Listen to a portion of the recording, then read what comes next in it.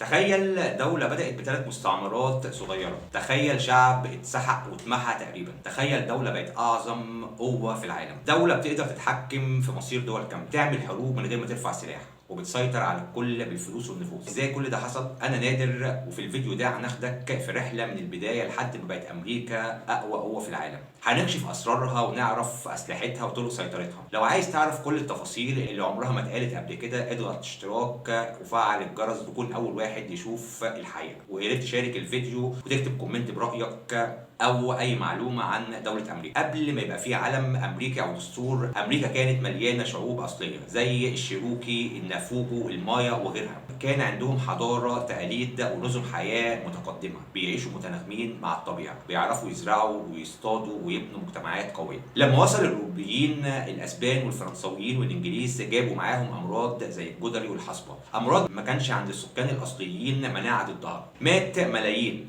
غير الامراض، الاوروبيين بداوا يقتلوا السكان بشكل مباشر، بيحرقوا القرى ويسرقوا الاراضي ويستعبدوا الناس. بعد كده تم تاسيس 13 مستعمره. الاقتصاد اتبنى على العبيد والزراعه، الارض اتقسمت والشعوب الاصليه اتشردت او اتقتلت. اللغات، العادات، التاريخ كله بدا يختفي. الناس اللي كانت مالكه للارض لالاف السنين بقت مجرد ذكرى. المستعمرين شافوا الارض فرصه لا تعوض، بنوا حصون، مواني ومدن، ونظموا الجيش والسياسه عشان يضمنوا سيطرتهم. من هنا بدا الحلم الامريكي، حلم مبني على السيطره والاستغلال والدم. بعد ما الاوروبيين قضوا على جزء كبير من السكان الاصليين، بداوا يبنوا المستعمرات بتاعتهم. المستعمرات ال 13 كانت البدايه الرسميه لامريكا. كانت كل مستعمره ليها حكومتها وقوانينها الخاصه، لكن كله كان على دم السكان الاصليين والارض اللي سرقوها بالقوه. الاقتصاد اتبنى على الزراعه، خصوصا التبغ والقطن والذره.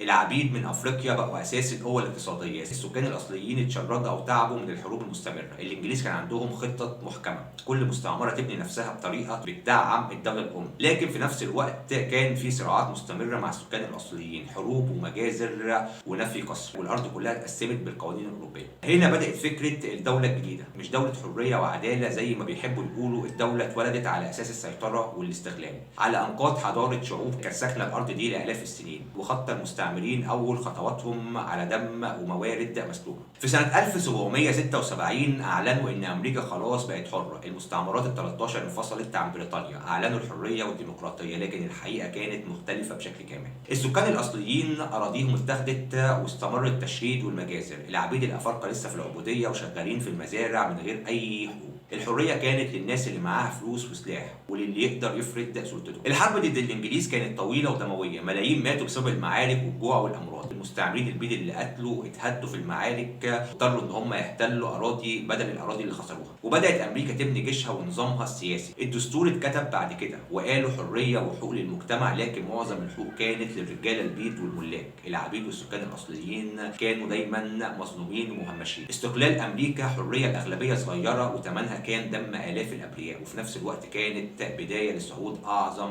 قوة في العالم. بعد الحرب مع بريطانيا، الأمريكان كتبوا دستورهم سنة 1787، قوانين ومبادئ شكلت الدولة الجديدة: حرية، ديمقراطية، حقوق إنسان. كلها كلمات كبيرة، لكن الحقيقة كانت أداة للسيطرة على الأرض والناس. الدستور إدى السلطة للرجال البيض والأثرياء، العبيد ما لهمش حقوق. السكان الأصليين أراضيهم مستمرة في الضياع. الحكومة الجديدة استخدمت الدستور لتنظيم الجيش والضرائب والتحكم في السكان الأصليين والمزارعين والعمال. كل ولايه كانت ليها قوانينها، لكن القوانين كانت دايما تحمي مصالح الاغنياء بس. اللي عنده سلاح وفلوس يقدر يحكم، واللي مش معاه مضطر يخضع. الحقيقه الدستور مش بس اداه قانونيه، ده كان اداه سياسيه وعسكريه لحمايه مصالح النخبه. الدستور بنى امريكا على افكار السيطره المنظمه، تجميع القوه تحت حكومه مركزيه بس بشكل حريه وديمقراطيه قدام العالم. ومن هنا بدات امريكا تبني امبراطوريتها بالمبادئ، لكن على دم ومصالح مسلوبه. بعد ما الدولة ثبتت أقدامها، أمريكا بصت للغرب، أراضي أوسع، ذهب، موارد وفلوس. طلع مصطلح اسمه القدر المحتوم، يعني إن ربنا مختار أمريكا لتتمدد من المحيط للمحيط حتى لو الثمن إبادة شعوب كاملة. الجيش اتحرك والمستوطنين اتحركوا وراه، قرى السكان الأصليين اتحرقت، أراضيهم اتصدرت بالقوة، واللي يعترض يتقتل يا يتهجر. حصلت واحدة من أبشع الجرائم في التاريخ، اسمها مسيرة الدموع. قبائل كاملة اتساقت آلاف الكيلومترات، رجالة ستات أطفال ماتوا من الجوع البرد والمرض في الطريق. المعاهدات اتكتبت وبعد كده اتكسرت، وكل مرة الحكومة الأمريكية كانت تكسب والسكان الأصليين كانوا يخسروا كل حاجة، الأرض والهوية والحياة. الدهب اتلاقى في كاليفورنيا فالمذابح زادت، وكل ما أمريكا كبرت عدد السكان الأصليين كان يقل بالصدفة لكن كان مخطط. التوسع في الغرب ما كانش فتح أراضي، كان إبادة منظمة باسم الدين وباسم التقدم وباسم الحلم الأمريكي. ومن هنا أمريكا فهمت أول درس إن القوة لما تتحط تحت غطاء أخلاقي تبقى أخطر سلاح في التاريخ. لما أمريكا كبرت في القرن ال19 البلد اتقسم نصين، الشمال صناعي ومتقدم والجنوب زراعي ومعتمد على العبودية. الاختلاف ده ما كانش بس اقتصاد، كان اختلاف ثقافي وسياسي كامل. الجنوب كان خايف من فقدان السلطة، الخوف من إنهاء العبودية بيهدد نظامهم. الشمال كان بيطالب بالحد من العبودية والتوسع الصناعي. في سنة 1860 تم انتخاب إبراهام لينكولن رئيس لأمريكا، كان ضد انتشار العبودية. ده كانت القشة اللي كسرت ظهر الجمل. 7 ولايات في الجنوب انفصلت بشكل فوري وأعلنت تأسيس الولايات الكونفدرالية الأمريكية. في إبريل سنة 1861 حصلت أول معركة كبيرة في التاريخ الأمريكي، هجوم الكونفدراليين على فورت سميتر. دي كانت بداية الحرب الأهلية، حرب استمرت 4 سنين كاملة من سنة 1861 لحد سنة 1865. الحرب كانت وحشية جدا، أكثر من 600 ألف قتيل، ملايين من الجرحى وذوي الإعاقات الخاصة. المدن اتدمرت بالكامل، الأراضي الزراعية اتحرقت والاقتصاد وقع. العبيد اللي كانوا في الجنوب اتأثروا، كتير منهم هربوا أو ماتوا من سوء المعاملة والجوع. من أكبر المعارك معركة جيتسبرج كانت نقطة التحول، الشمال قدر يكسبها ويمنع الجنوب من التوسع. الرئيس لينكولن أصدر إعلان تحرير للعبيد في سنة 1863 لكن التطبيق الفعلي كان صعب، الجنوب قاوم بكل الطرق، العبيد لسه بيعانوا. الحرب انتهت في سنة 1865 بعد استسلام الكونفدراليين في فرجينيا. لينكولن اتقتل بعدها بشهور والبلد كانت متدمرة، أكتر من 1,000,000 شخص ماتوا أو اتأثروا بشكل مباشر. الحرب علمت أمريكا حاجة مهمة جدا، السيطرة الداخلية على الشعب ممكن تجيب القوة لكن الثمن كان دم ملايين الأبرياء. الانقسام الداخلي كان صعب يتصلح لكن بعد الحرب أمريكا بدأت تبني قوتها على أساس جديد، نظام مركزي أقوى، جيش منظم، واقتصاد صاعد. بعد ما الحرب الأهلية خلصت أمريكا كانت متكسرة من جوه لكن في نفس الوقت كانت جاهزة للانطلاق. الشمال كسب الحرب ومعاه كسب المصانع والبنوك والسكك الحديدية والشركات الكبرى. بدأ عصر مش عصر السلاح لكن عصر الفلوس. المصانع اشتغلت ليل نهار، حديد، فحم، بترول وسكك حديد بتقطع القارة كلها. العمال اشتغلوا في ظروف قاسية، ساعات طويلة وأجور ضعيفة، مفيش قوانين بتحميهم. ظهر رجال أعمال جدد زي ريكفور في البترول، كارنجي في الحديد، ومورجان في البنوك. ناس بقت أقوى من ولايات كاملة. الفلوس بقت سلطة، اللي يملك المصنع معاه القرار واللي يملك البنك معاه الدولة نفسها. السياسات دخلت في جيب رجال الأعمال، القوانين اتفصلت على مقاس الشركات، الاحتكارات كبرت والمنافسة اختفت والشعب اتحط تحت رحمة السوق. الكنيسة كانت زمان هي المرجع، دلوقتي السوق هو المرجع. النجاح بقى عبادة والفشل جريمة والإنسان اتقاس بقيمته المادية. العمال حاولوا يعترضوا، إضرابات، مظاهرات، نقابات، لكن الجيش والشرطة كانوا دايما في صف أصحاب المصانع. أمريكا اتعلمت درس جديد، إن السيطرة مش لازم تبقى بالسلاح، الفلوس ممكن تعمل نفس الدور وأكتر. ومن هنا الرأسمالية الأمريكية ما كانتش مجرد نظام اقتصادي، دي كانت فلسفة، ديانة جديدة اسمها المال، والعالم كله كان لسه بيتجرب فيها. بعد ما أمريكا سيطرت على نفسها من جوه وبنت اقتصاد قوي، بصت بره حدودها. العالم كان المفتاح والقوة العسكرية كانت الوسيلة. في نهاية القرن ال19 أمريكا دخلت أول حروبها الخارجية، مش دفاع لكن توسع ونفوذ. سنة 1898 الحرب الأسبانية الأمريكية، أسبانيا كانت إمبراطورية قديمة بتنهار وأمريكا كانت قوة جديدة بتطلع. في شهور قليلة أمريكا كسبت الحرب وأخذت كوبا، بورتوريكو والفلبين. كوبا اتقال عليها إنها دولة مستقلة لكن فعليا كانت تحت السيطرة الأمريكية. قواعد، شركات، والتحكم في السياسة والاقتصاد. في الفلبين المقاومة قامت وأمريكا ردت بقمع دموي، مجازر وتعذيب ومئات الآلاف ماتوا عشان الإمبراطورية الجديدة تثبت وجودها. في نفس الوقت أمريكا بدأت تستخدم سلاح جديد، مش بس المدافع لكن الدبلوماسية بالقوة، وأساطيل بحرية بتسيطر على الممرات. قناة بنما قناة عملت بالقوة انقلاب مدعوم، ودولة اتخلقت مخصوص عشان مصلحة التجارة الأمريكية. من هنا أمريكا ما بقتش دولة، بقت إمبراطورية بس بشكل مختلف، من غير تاج ومن غير إمبراطور لكن بجيش وبنوك وشركات.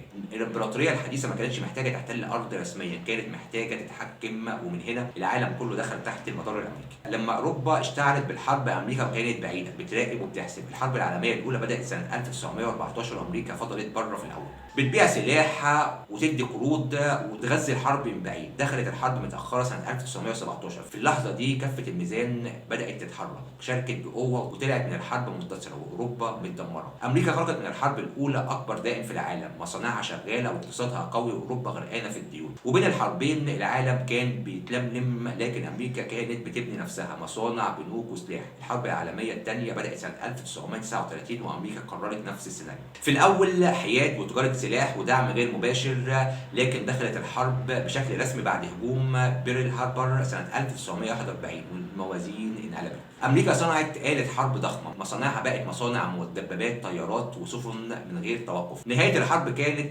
صادمه، قنبلتين نوويتين هيروشيما وناجازاكي، رساله واضحه للعالم كله مين بقى صاحب الكلمه. اوروبا خرجت متدمره، مدن مهدومه، اقتصاديات منهاره، وامريكا خرجت اقوى دوله على الكوكب. الدولار بقى عمله العالم، الامم المتحده تاسست لكن بمفاتيح امريكيه، والقواعد العسكريه انتشرت في كل العالم. من وسط الرماد امريكا طلعت زعيمه النظام العالمي، مش لانها اقل الخسائر لكن لانها عرفت امتى تتدخل وامتى تستفيد. ومن هنا بدا فصل اخطر، مش حرب مباشره لكن صراع طويل اسمه الحرب البارده. بعد الحرب العالميه الثانيه العالم ما بقاش محتاج حرب جديده، كان محتاج حد يسيطر. القوتين الكبار ظهروا، امريكا والاتحاد السوفيتي، مش مواجهه مباشره لكن صراع نفوذ، عقول واقتصاد وسلاح نووي بيخوف العالم كله. امريكا استخدمت سلاح جديد، مش المدافع لكن الفكره. الديمقراطيه، الراسماليه والحلم الامريكي مش بس شعارات، دي كانت ادوات سيطره. امريكا عملت تحالفات زي حلف الناتو، قواعد عسكريه في كل حته، طوقت السوفيت من كل اتجاه. اي دوله تميل للشيوعيه كانت تتحط تحت الاستهداف. انقلابات، حصار اقتصادي، دعم جماعات مسلحه، كوريا، فيتنام، امريكا اللاتينيه، الشرق الاوسط، العالم كله بقى ساحه لعب. وكانت المخابرات دخلت بقوه، اسقاط حكومات، زرع انظمه مواليه، وتغيير مصير شعوب كامله في السر. السباق النووي اشتغل، قنابل اكتر، صواريخ اطول، والخوف بقى وسيله حكم. الاعلام لعب دور اخطر، هوليود، الاخبار، المناهج، صناعه عدو دائم عشان الشعب يفضل خايف وبيسمع الكلام. وفي الاخر الاتحاد السوفيتي وقع من غير حرب مباشره، اقتصاد انهار والنفوذ اتفكك، وامريكا وقفت وحدها، القوه العظمى الوحيده في العالم، سيطرت من غير ما تضرب ومن غير ما تخسر. لكن السيطره الهاديه كانت بتمهد لفصول اخطر جايه، حروب جديده بس حروب مختلفة ومن غير أسلحة. بعد ما الحرب الباردة خلصت العالم افتكر إن السلاح انتهى، لكن الحقيقة السلاح بس غير شكله. القنبلة النووية كانت رسالة، أمريكا تقدر تمسح مدن في ثواني من غير ما تدخل حرب طويلة. بس النووي ما كانش أكتر سلاح خطير، الأخطر كان اللي جه بعد كده، الاقتصاد. دولار بقى ملك العالم، أي دولة محتاجة تجارة لازم تعدي في أمريكا أو من نظامها. البنك الدولي، صندوق النقد، مؤسسات شكلها مساعدات وحقيقتها قيود، قروض بشروط، خصخصة، رفع دعم، إفقار شعوب وتحكم في القرار السياسي. العقوبات بقت سلاح من غير رصاصة، تجويع، شلل اقتصادي، اسقاط حكومات من غير ما جندي واحد يضرب رصاصه. الشركات العملاقه دخلت الخط، نفط، سلاح، دواء، تكنولوجيا، شركات اكبر من دول وتاثيرها كان اقوى من برلمانات. اللي يعارض يتحاصر، اللي يخرج من الخط يتعاقب، واللي يطبع يعيش حتى لو بشكل مؤقت. حتى الانترنت بقى سلاح، مراقبه، بيانات، تحكم في الراي العام وتوجيه الشعوب من غير ما تحس. امريكا فهمت ان السيطره الحديثه مش محتاجه احتلال، محتاجه فلوس ونظام وقواعد مكتوبه بايديها. مش كل حرب بتبقى بالدبابات ولا كل احتلال بيبقى بجنود. امريكا اكتشفت بدري ان تغيير حاكم اسهل من احتلال بلد. في الحرب البارده ظهر السلاح الاخطر، الانقلاب، CIA، مخابرات، فلوس، اعلام وضغط سياسي. دول كتير صحت الصبح ولقت رئيسها مشي او اتقتل او اتشوه سمعتها. ايران سنه 1953 رئيس منتخب اتشال عشان النفط. تشيل، الكونغو، أنظمة سقطت مش عشان شعوبها لكن عشان خرجت عن الخط. السيناريو واحد، رئيس مش عاجب أمريكا بيتوصف بالخطر أو بالديكتاتور أو بالشيوعي. الإعلام يشتغل، الاقتصاد يتحاصر، الشوارع تولع والجيش يتحرك، وفجأة انقلاب، حكومة جديدة، أكتر طاعة وأكتر تعاون. اللي يعارض يا إما السجن يا إما النفي يا إما الاختفاء. الديمقراطية بس كانت كلمة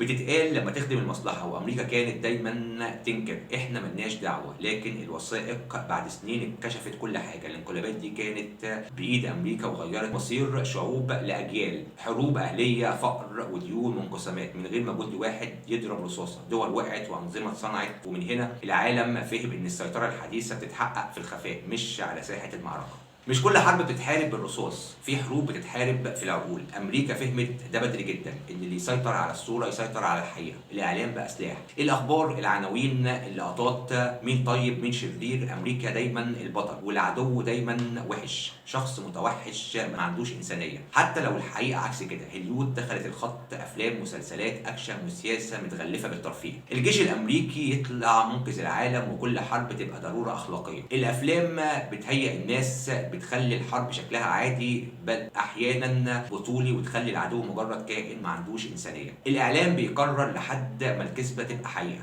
أسلحة دمار شامل، تهديد وشيك، حماية الديمقراطية، ولما الحقيقة تظهر يكون الوقت فات والبلاد اتدمرت. حتى الأطفال اتربوا على الفكرة، ألعاب، كرتون، أبطال خارقين، كلهم بيكرسوا صورة واحدة، أمريكا هي المركز. اللي يعرض في الرواية يتم اتهامه أو يتم تهميشه أو يتشوه. حرية التعبير موجودة بس في حدود، مش الإمبراطورية. الإعلام وهوليود ما كانوش ترفيه، كانوا مصنع ومعمل غسيل عقول على مستوى العالم. ومن غير طلقة واحدة العالم اقتنع إن أمريكا لازم تقود ومفيش بديل. الشرق الأوسط ما كانش مجرد منطقة، ده كان كنز كامل، نفط، ممرات بحرية، وموقع بيتحكم في العالم. من أول لحظة أمريكا فهمت اللي يسيطر على الشرق الأوسط بيسيطر على الطاقة، واللي يسيطر على الطاقة بيسيطر على العالم. التحالفات اتعملت مش على مبادئ لكن على مصالح، أنظمة تتحالف وأنظمة تتحارب حسب مين بيخدم الخطة. دعم حكام وغض نظر عن قمع طالما النفط ماشي والقواعد موجودة. انقلابات، حروب بالوكالة، تسليح اطراف وضرب اطراف باطراف تانية. فلسطين كانت جرح مفتوح، دعم مطلق وصمت عن كل اللي بيحصل لان الحليف اهم من الحق. العراق اتهام حرب احتلال وتدمير دولة كاملة بكلمة،